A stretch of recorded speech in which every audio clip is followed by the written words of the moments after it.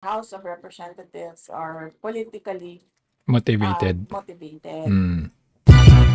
Unang-una, nagsimula yan last year, di ba? Kung maalala ninyo, nagsimula talaga yan last year sa confidential funds. Mm. May meeting na nangyari with the Makabayan Bloc, and hindi naman tinago yon. Pinost naman sa social media, Makabayan Bloc and Speaker. Ayan, oh. Meeting with the Makabayan Bloc, napakalinaw. Oh, impeachment na yan. Budget of the Office of the Vice President.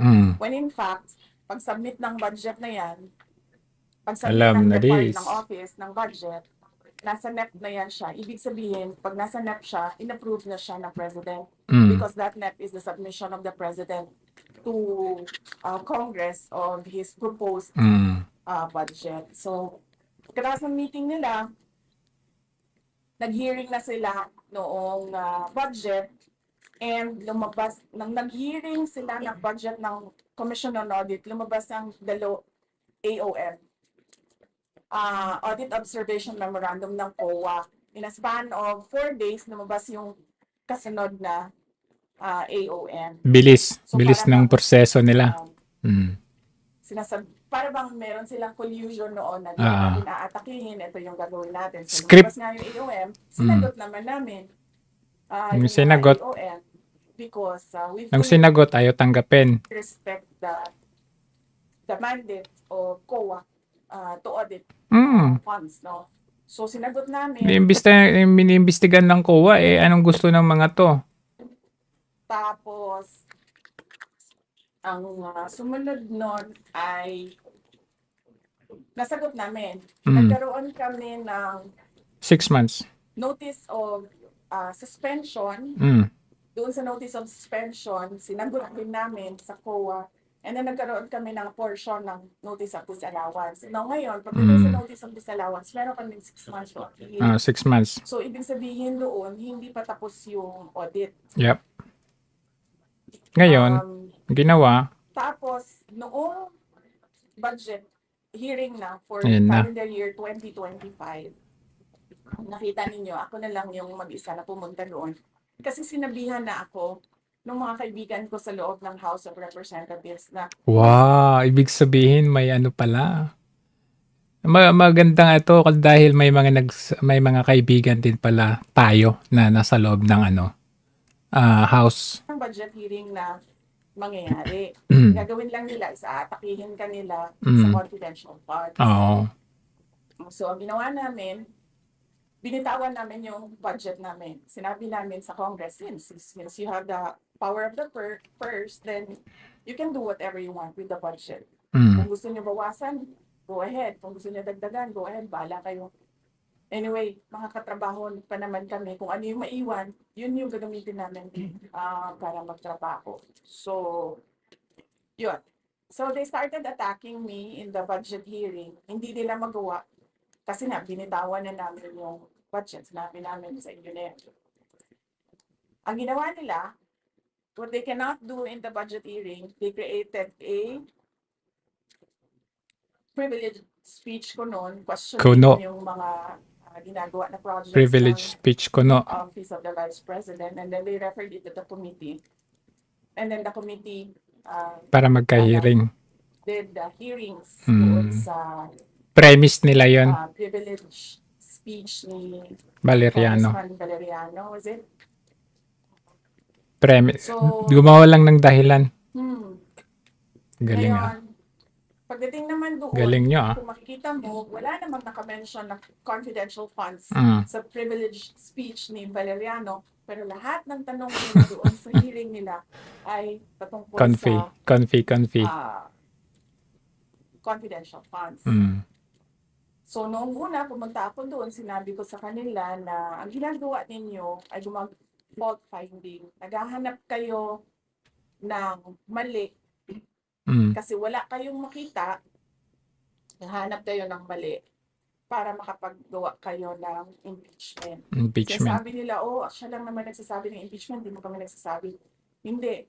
As early as November last year, nag-announce na si Franz Castro, nagsabi na siya na we are On the verge. talking about We are talking. Right. Now, where did you get the information on this alleged impeachment plot? Well, those were just a casual conversation Casual. among lawmakers. Oh, Sa mga among lawmakers siya na mismo umamin, ha? yeah, sa mga huntahan. That was last September. Oh, September. Pero Umamin. nothing serious naman about Oh, that. tig serious. Okay. So, Oh, 'di ba? So hindi fake news si BP Sara. kanila kasi wala talaga silang evidence of wrongdoing. That is why pinipilit talaga nila na maghanap ng katiwalian, kumbaga, dyan sa mga hearings nila na hanggang ngayon, hindi pa rin nila nakukuha.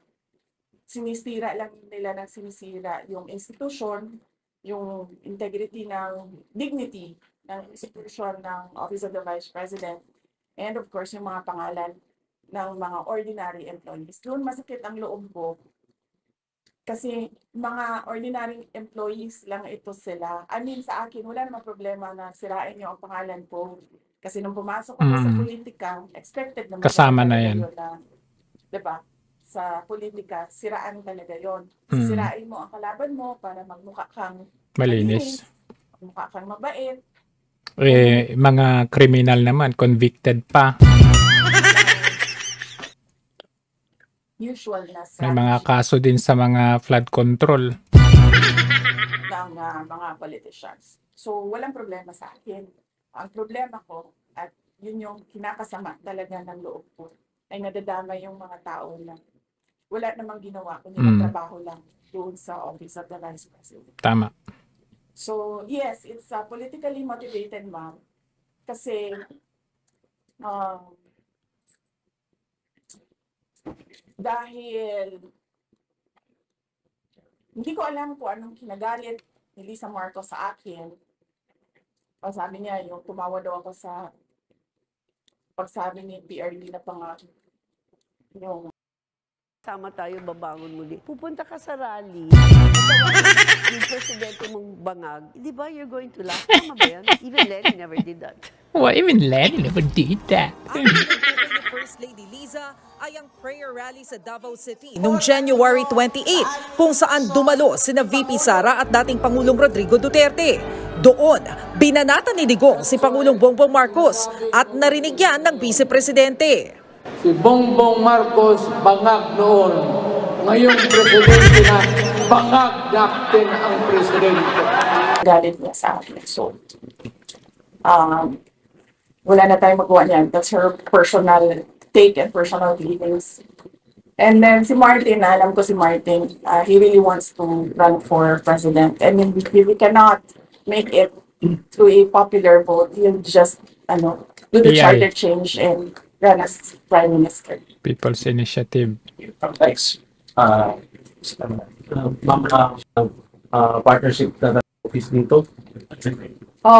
Yes, kahit man ako, nasisayangan din ako sa effort nila Doc Chris at lahat ng mga satellite offices sa iba't ibang lugar. Dahil hindi naman ito sila kasi mga politiko karamihan sa kanila, mga lang talaga, mga Pilipino na gusto lang talaga tumulong at magtrabaho at magserbisyo sa taong bayan. Nasasayangan din ako at saka nakita ko kasi sa Davao City nung mayor ako na kailangan talaga ng iba't ibang satellite offices. Actually, ang tawag namin sa Davao City, district offices. Divided into 11 districts ang Davao City. One district office per district. Political district, we call it. Nakikita ko kasi madami talagang mga tao na pag hindi malapit yung access nila sa government services, wala na rin sila talagang initiative na pumunta kung nasaan yung sentro. Tama. So, yes, Nasisayangan din kami. Pero tingnan natin, sir, kung ano yung kalabasan na budget ng Office of the Vice President, and then we'll work around it and see what projects we still can do by January 2025. Brilliant kasi itong idea na to eh.